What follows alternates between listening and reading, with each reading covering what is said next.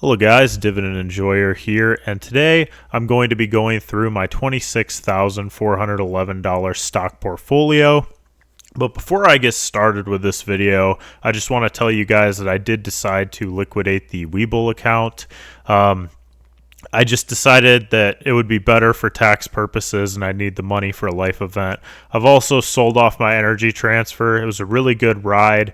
I'm not giving any personal opinion on what I think about Energy Transfer overall. I thought that it was an amazing investment. It was a great stock. It was just time for me to get out because I needed the money and I didn't want to fill out those tax forms anymore.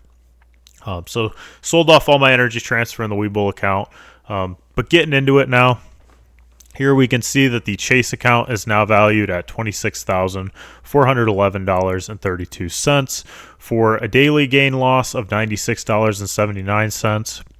So we're up a little bit at the end of the day today. Kind of felt like we were going to be down and came back a little bit. Wasn't really that much of a difference though, 0.37%. We're really kind of still even with everything. But overall, the account now up $765.92. Really good gains. I think we've got over $200 in dividends that we've earned as well, which has been very helpful. Overall, realized gain loss, I believe, is negative $28 because I sold the Energy Transfer that was in the account. So overall, doing pretty good in the account. I mean, really looks probably like one of the most positive weeks we've had.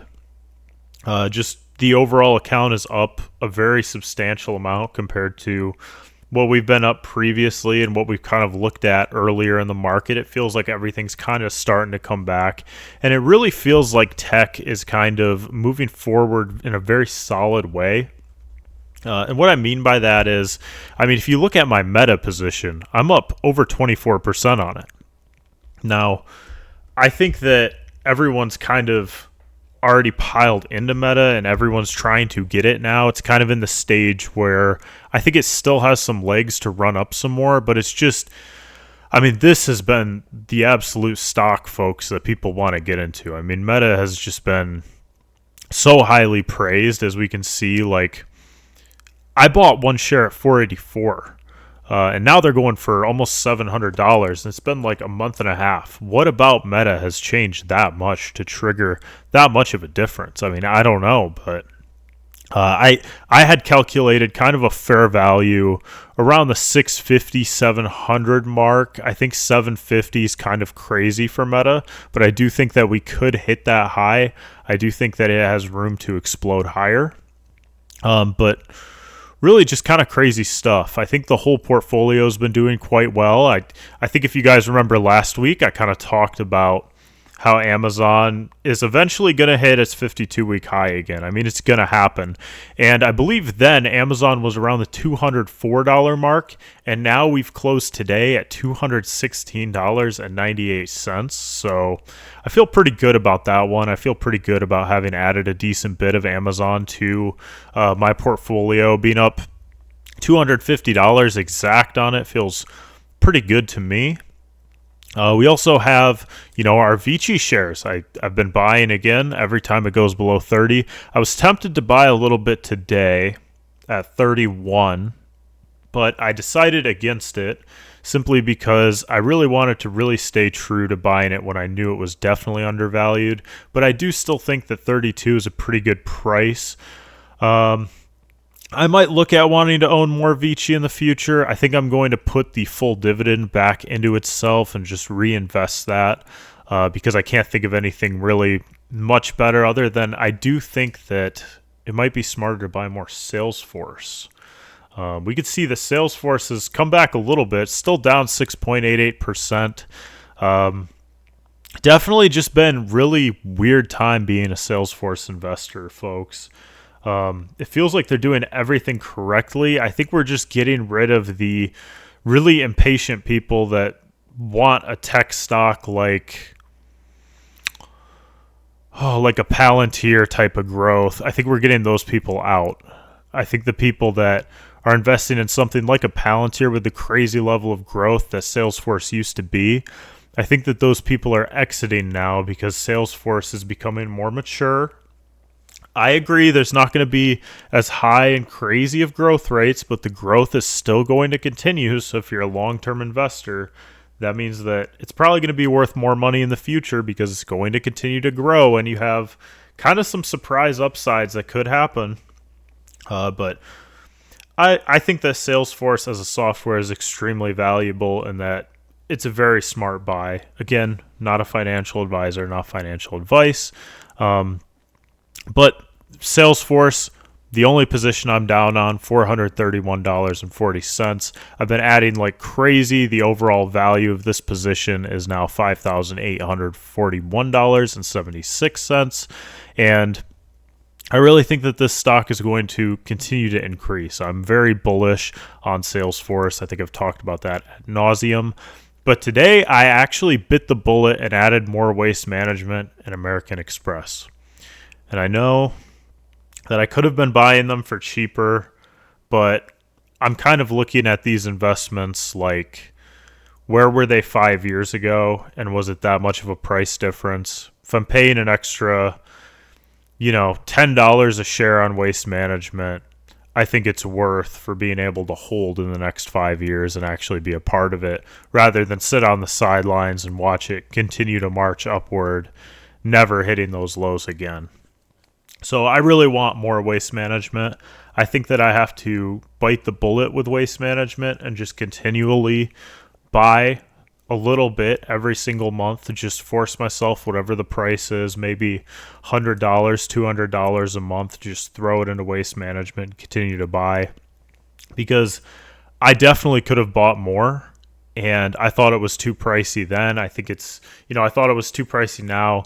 If I can get it below 230 even, I think I'm going to continue to buy. And if it goes even lower than that, I will continue to buy more and more until I have $10,000 in, and I feel very good about it. And then I think that's when I would stop, because I really want to get more of this stock. I think that $10,000, getting each of these stocks to that amount would be really cool. But the idea of having more than that amount of my money invested into one thing is kind of crazy as well. So I feel like 10,000 is a good limit. And we're almost there on Salesforce. We only got like 3,800. But yeah, the Hasbro investment's been very good as well. Texas Roadhouse has been excellent as well. I really think that Hasbro is going to very much outperform. I think that it's very cheap for what it is in specifically Wizards of the Coast. I don't know if you guys have been paying attention at all to Magic the Gathering or the secondary market on that. But I think that if you really do the research and look at that specific segment of Hasbro, I think that there's a lot of money and a lot of growth that's going to be happening, and I think that that's going to continue into the future. And I think that Hasbro is really, it's got a very good yield. I think that the tariff stuff is really also being overblown. I think that Hasbro is probably going to be a good long-term investment, but I think it's a very different type of investment. I wouldn't be surprised if it was my worst performer, but I also wouldn't be surprised if it was one of my better performers, to be honest. We've also had Prologis. That's been a pretty good performer. I would say it's very volatile, but it hangs around like the 100 to 120 mark, kind of swings around there. I really like it. It's a triple net real estate investment trust that owns a bunch of warehouse logistics real estate. So really happy with that investment. I've kind of talked about all of these investments every single week. I feel like I wanted to do a little bit of something different and just kind of talk around them, not really as structured, just because I feel like it can be kind of boring to hear me talk about the same things ad nauseum. So I really hope that this video is more entertaining. Also, $541.11 of estimated annual income. I think that's a good amount of dividend for a portfolio that has a lot of stocks that don't pay dividends. Obviously, that dropped after, me selling all of my Energy Transfer, which I don't know. I still think that I want an energy position, but I think that I want one in more of something like a GE Vernova or something similar. I really thought that GE Vernova looked a little expensive, but now that I'm thinking about it, it's probably going to be a good long-term player. I think that it's probably undervalued right now on a 5 to 10 year perspective, but I'd have to look at the financials and really look at it again. Maybe look at my old video, see what I said about it before. Compare kind of their numbers from the most recent quarter, yada, yada, yada. I think that energy is going to be a good sector to look at, is kind of what I'm saying. But I also really think that I want a lot more Waste Management and American Express. I think that these businesses are very good, but I really think that the most guaranteed thing, and I don't like to say that word, I don't say the G word, and that's why I said the most, but not quite guaranteed. Thing that's probably going to increase, I think the safest bet you could take is on Amazon. You got AWS, you got the logistical network. I think that this stock is easily pumping above the 52-week high, like I've said. 52-week high was like 248. I mean, it could take a year, it could take 2 years. I'll be here. I think that I don't want to sell any of my shares for really, I think anything less than 400, and I'm just going to hoard them. I'm just going to continue to buy them. I think it's a very undervalued company. I don't think they're necessarily worth 400 right now. I think they're probably worth, I would say around, current value. I want the 52-week high for them. I mean, at minimum. But I think the fair value would probably be 230s to 270s for Amazon. I think it's still fairly undervalued. Again, not a professional opinion, but what do I know? I just bought mine at around 200. And I'm going to continue to buy them. But I don't really like that it's gone this crazy so quickly. I can't get more money in and buy more, But hey, what are you going to do? I think Amazon's going to continue to increase, guys. I really think that it's the safest bet. I think it's going to be the biggest grower. I hope these ramblings don't sound too insane. I really feel good about every stock in my portfolio. I think that we're starting to see the market come back. I think that it's going to continue to go. Don't do what I did unless, you need to get some money out. But, I really do feel like I sold at a bad time. I think it's going to rally pretty hard. But I also think there is the possibility that it could drop. But from what I'm seeing, it looks like people are getting more comfortable with tech. And pretty soon there's going to be heightened demand like we had before. Maybe this is going to cause, a great tech run. I don't know, but I'm going to be buying mainly tech, mainly defensive things, things that I want to own for the long term. And yeah, I think that we're going to have really good performance. If I had to bet on what I think would be the worst performing stock, I would bet either Hasbro or Prologis on this list for just a few different reasons.